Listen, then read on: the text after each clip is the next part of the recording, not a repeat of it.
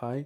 இன்றைக்கி வீடியோவில் நம்ம வந்துட்டு என்ன பார்க்க போகிறோம் அப்படின்னா சிபியூவில் வந்துட்டு ரிங்ஸ் அப்படின்னு சொல்லிட்டு ஒரு கான்செப்ட் இருக்குது.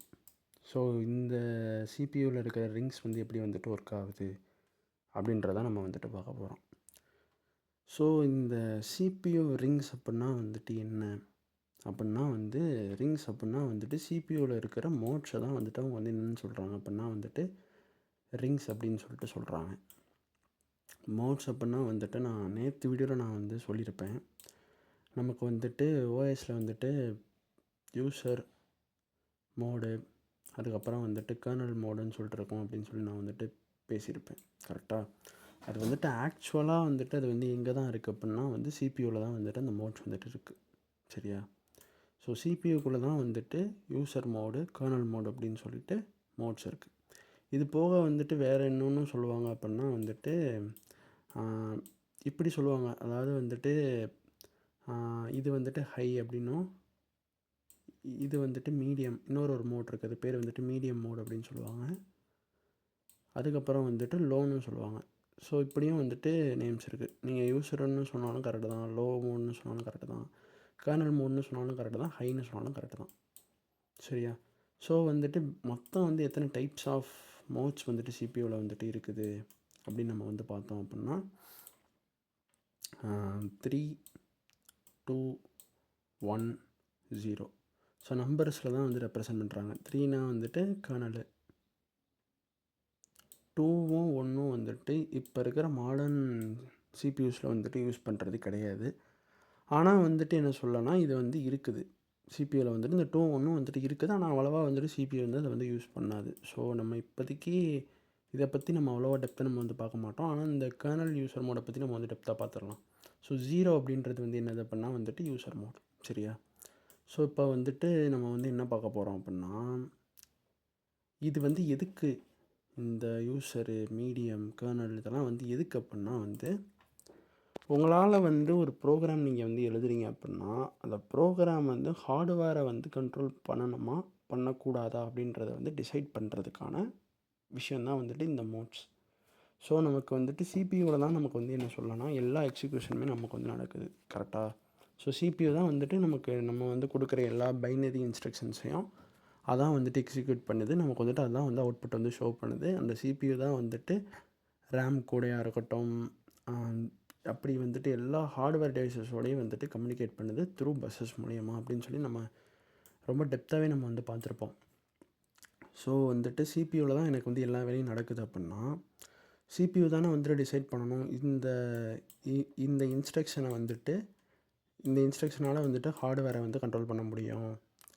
ஸோ இந்த இன்ஸ்ட்ரக்ஷன்ஸால் ஹார்ட்வேரை கண்ட்ரோல் பண்ண முடியாது அப்படின்ற அந்த டிசிஷனை யார் தான் எடுத்தாகணும் அப்படின்னா சிபியூ தானே எடுத்தாகணும். ஸோ சிபியூவில் இது ஃபார் செக்யூரிட்டி பர்பஸ்க்காண்டி க்ரியேட் பண்ணியிருக்காங்க. சிபியூட ஆர்கிடெக்சரே இப்படி தான் மேட் பண்ணியிருக்காங்க அவங்க.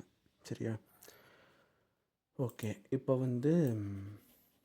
நம்ம இந்த யூசர் மோடு, கர்னல் மோடை நம்ம பார்ப்போம். நம்ம தியரட்டிக்கலாக பார்க்காம நம்ம ஒரு எக்ஸாம்பிள் மூலியமாக நம்ம இதை பார்த்தோம் அப்படின்னா நமக்கு நல்லா அண்டர்ஸ்டாண்ட் ஆகும்.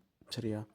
ஸோ எப்படி ஸ்டெப் பை ஸ்டெப்பாக நடக்குது எல்லாமே அப்படின்றத நம்ம ஒரு எக்ஸாம்பிள் பேஸ்டாக நம்ம பார்ப்போம். இப்போ நான் எக்ஸாம்பிளுக்கு நான் என்ன ப்ரோக்ராமிங் லாங்குவேஜை நான் சூஸ் பண்ணுறேன் அப்படின்னா கோவை நான் சூஸ் பண்ணிக்கிறேன். சரியா? ஒன்றுமே இல்லை, சிம்பிள் தான். நீங்கள் வேறு லாங்குவேஜ் யூஸ் பண்ணாலும் நான் சொல்கிற கான்செப்டை மட்டும் நீங்கள் அண்டர்ஸ்டாண்ட் பண்ணிக்கோங்க. இது எல்லா லாங்குவேஜுக்கும் இது பொருந்தும். நான் எக்ஸாம்பிளுக்கு கோவா எடுத்திருக்கேன். சரியா?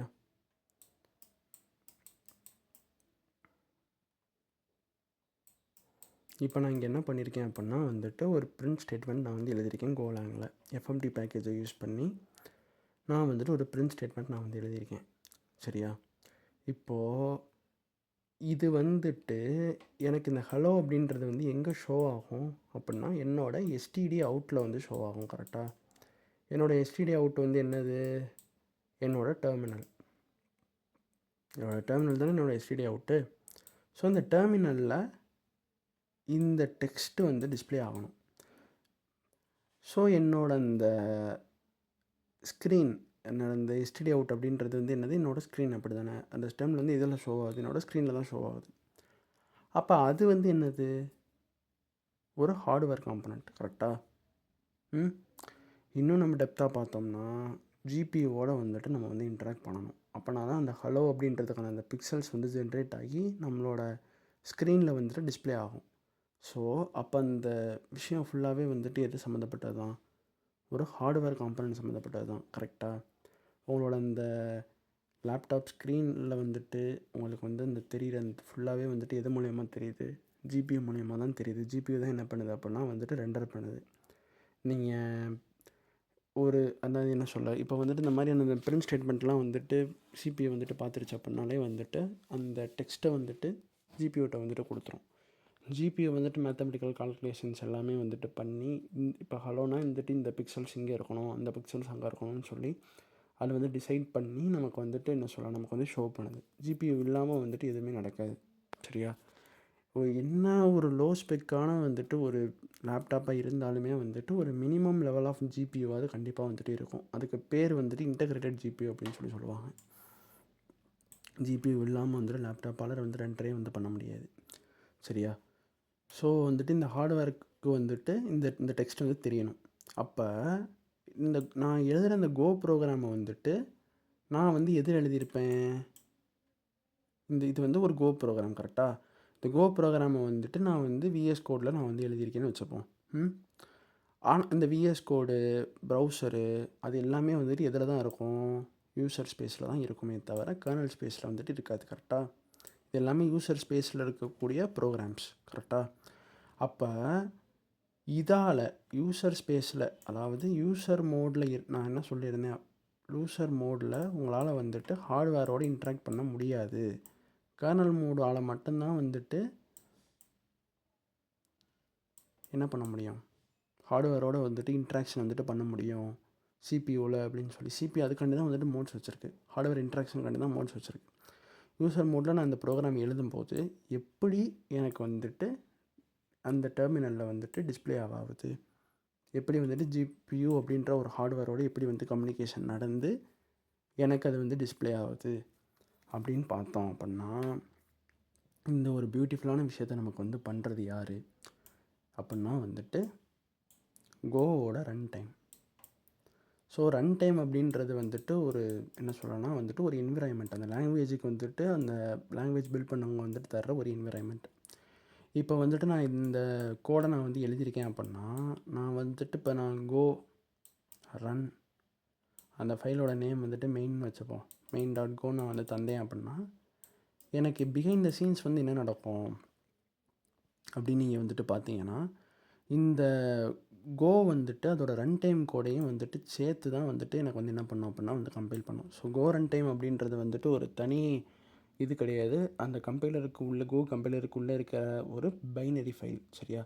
அந்த பைனரி ஃபைலை வந்துட்டு ஆல்ரெடி அதை வந்து எக்ஸிக்யூட் பண்ணி தான் வந்து வச்சுருக்கோம். அந்த பைனரி ஃபைலை வந்துட்டு நம்ம வந்து இதில் இதையும் நமக்கு வந்து கம்பைலரோட வேலை என்ன, சோர்ஸ் கோடை வந்து மிஷின் கோடாக மாற்றுறது. சரியா? இந்த சோர்ஸ் கோடையும் வந்துட்டு அது வந்து என்னவாக மாற்றும், பைனரியாக மாற்றும். இதோட பைனரியும் இருக்கும். நான் என்ன சொல்ல வரேன்னு புரிஞ்சுக்கோங்க. ரன் டைமோட பைனரி ப்ளஸ் நீங்கள் வந்துட்டு இம்போர்ட் பண்ண அந்த லைப்ரரிஸ் இருக்குது பாருங்கள், அதோட லைப்ரரியோட பைனரிஸ் ப்ளஸ் உங்களோட சோர்ஸ் கோட் ப்ரோக்ராமோட பைனரி. ஸோ இந்த பைனரி எல்லாத்தையுமே வந்துட்டு என்ன பண்ணும், மேக் பண்ணும் கம்பைலர். இது ஆல்ரெடி எக்ஸிஸ்டிங்காக இருக்கும், இது எக்ஸிஸ்டிங்காக இருக்கும். இதை மட்டும் வந்துட்டு மிஷின் கோடாக வந்துட்டு மாற்றும். இந்த மிஷின் கோடாக மாற்றும் போதே இந்த ரன் டைம் வந்து என்ன பண்ணணும்னா, இந்த ரன் டைமோட கோடு தான் வந்துட்டு முதல்ல இருக்கும். சரியா? அந்த ரன் டைம் வந்து என்ன பண்ணிடும் அப்படின்னா, நீங்கள் வந்துட்டு இந்த fmt.println வந்துட்டு சிஸ்டம் காலாக வந்து மாற்றிடும். ஸோ நான் நேற்றே வந்துட்டு நான் வந்து எக்ஸ்பிளைன் பண்ணியிருப்பேன். ஒரு இப்போ வந்துட்டு என்ன சொல்ல, உங்களோட யூசர் ஸ்பேஸ் வந்துட்டு சிஸ்டம் காலை வந்துட்டு மேக் பண்ணுச்சுன்னா மட்டும்தான் உங்களால் வந்து என்ன பண்ண முடியும் அப்படின்னா வந்துட்டு கர்னல் ஸ்பேஸாக வந்துட்டு இது கர்னல் ஸ்பேஸில் வந்துட்டு உங்களால் வந்து எக்ஸிக்யூட் பண்ண முடியும் அப்படின்னு சொல்லிட்டு நேற்று நான் வந்து பேசியிருப்பேன். அப்படி இருக்கும்போது நீங்கள் fmt.println தான் நீங்கள் வந்து எழுதுறீங்க. அப்போ அது கண்டிப்பாக வந்துட்டு என்னவா மாறும், ஒரு சிஸ்டம் காலாக வந்துட்டு மாறும். அது ஒரு சிஸ்டம் காலாக வந்து மாறுது. சரியா? சிஸ்டம் காலாக மாறி தான் வந்து உங்களுக்கு வந்து என்னவாகுது அப்படின்னா வந்துட்டு எக்ஸிக்யூட் ஆகுது. அது அப்படி தான் வந்துட்டு உங்களுக்கு எப்படின்னா கிடைக்கிது அப்படின்னா அந்த ஹார்ட்வேர் ஆக்சஸ் வந்து கிடைக்கிது. சரியா? ஸோ சிபியூ எப்படி வந்துட்டு இதை வந்து எக்ஸிக்யூட் பண்ணுது அப்படின்றத நம்ம வந்து பார்ப்போம். ஸோ இப்போ வந்துட்டு எனக்கு வந்துட்டு இப்போ எனக்கு என்ன ஆரம்பிக்குது அப்படின்னா வந்து சிபியூவில் வந்து எக்ஸிக்யூட் ஆக ஸ்டார்ட் ஆகுதுன்னு வச்சுப்போம். அந்த பைனரி வந்து எக்ஸிக்யூட் ஆக ஸ்டார்ட் ஆகுது. இப்போ சிபியூக்குள்ளே வந்துட்டு ஃபஸ்ட்டு வந்துட்டு அந்த கோ ரன் டைம் வந்து உள்ளே வரும். கரெக்டாக கோவோட பைனரி தானே முதல்ல இருக்கும்னு சொன்னேன். அந்த கோ பைனரி வந்துட்டு எக்ஸிக்யூட் ஆயிரும். அந்த கோ ரன் டைம் வந்து எக்ஸிக்யூட் ஆயிரும்.